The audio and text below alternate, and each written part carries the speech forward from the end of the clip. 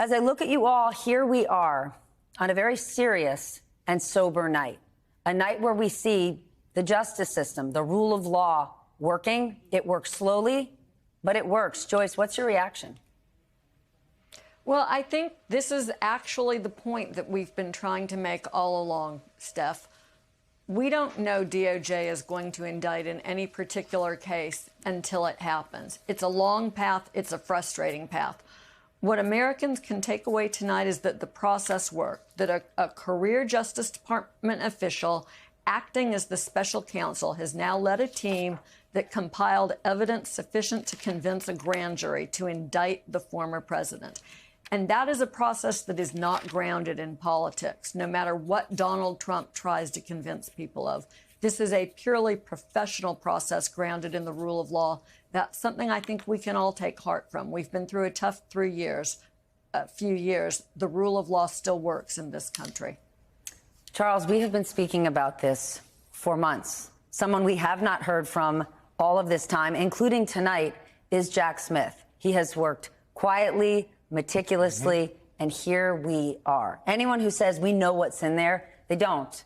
Ari Melber said it. The whole world is listening to Jack Smith, and he hasn't said anything. Right, absolutely. And I'm so glad you brought that up, because if there's any takeaway, and Joyce started to hit on this, it's that the American public really begin to understand what prosecutors actually do. We have been looking at this case far too deeply as compared to another type of case or another type of investigation where we would not have the details that we've had but for the extensive investigative reporting and the leaks that we have seen. Usually prosecutors work the way that Jack Smith has worked, in silence, without sort of the news cameras and all of the different reporters understanding and trying to monitor every single turn. Jack Smith has stayed the course. He has stayed meticulous. He has stayed methodical, and he has used a very clear line to get here. On Monday, you asked me right here in this chair, why do you think they are moving to Florida? And I said, well, I believe the case is expanding, but I wasn't sure.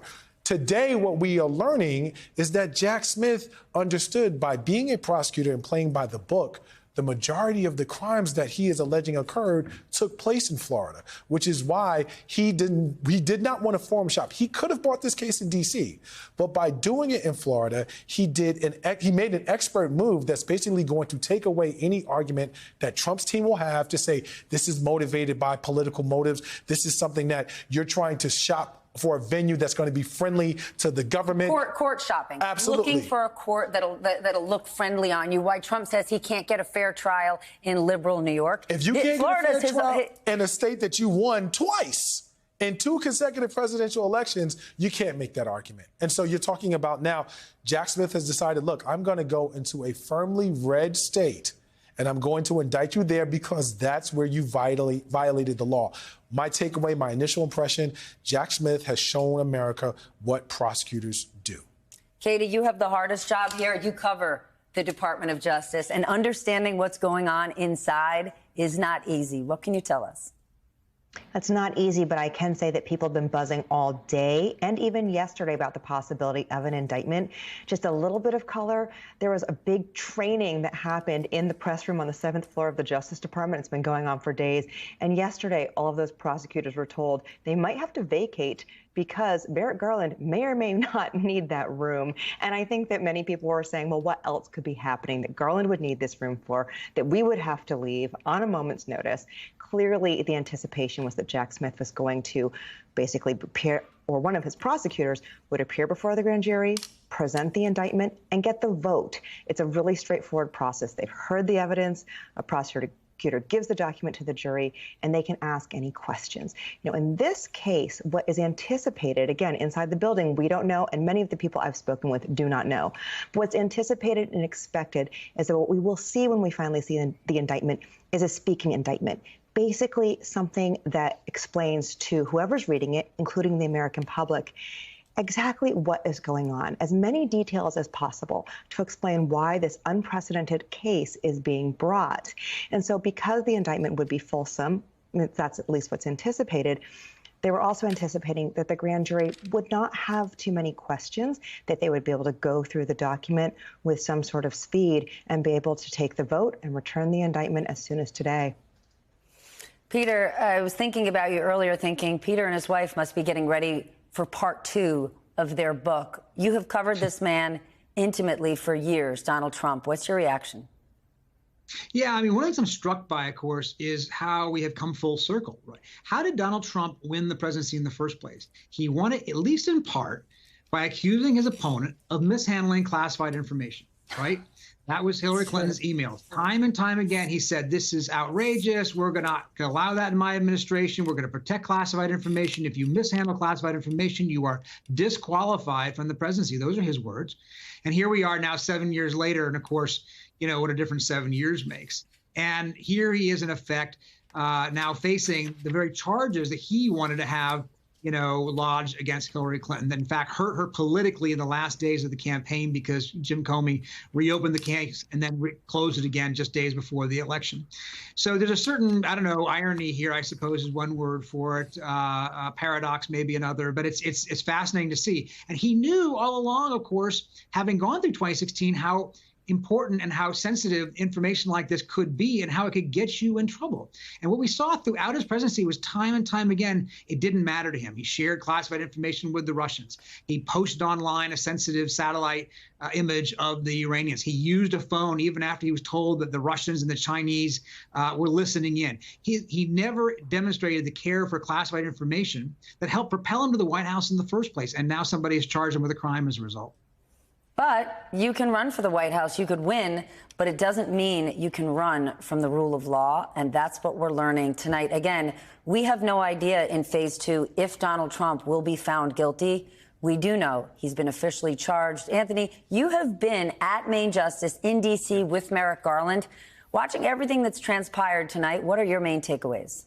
I've got a couple observations, Stephanie. First, thank you for having me. I was at DOJ, as you said, when the Attorney General appointed Jack Smith to run these 2 investigations. And so it strikes me as so disingenuous, really, to hear McCarthy and Trump and others talk about election interference here. That is completely the antithesis of what is going on. The reason that Merrick Garland appointed Jack Smith, a political independent, to run this investigation was to ensure, to reassure the American people that these investigations were being conducted independently without regard to partisan political favor of any regard.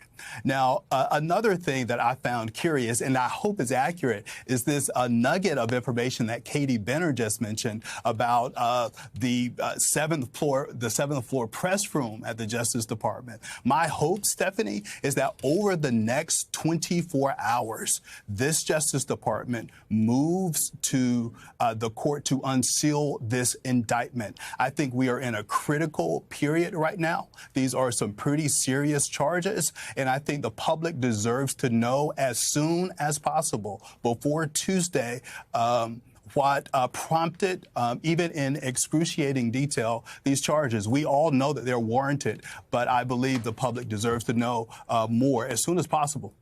Then, Anthony, do you think it was a mistake today that the DOJ did not put out a statement, that Merrick Garland didn't do some sort of press conference, whether or not he was going to answer questions? Because without saying anything, you're ceding the floor and the microphone to Donald Trump.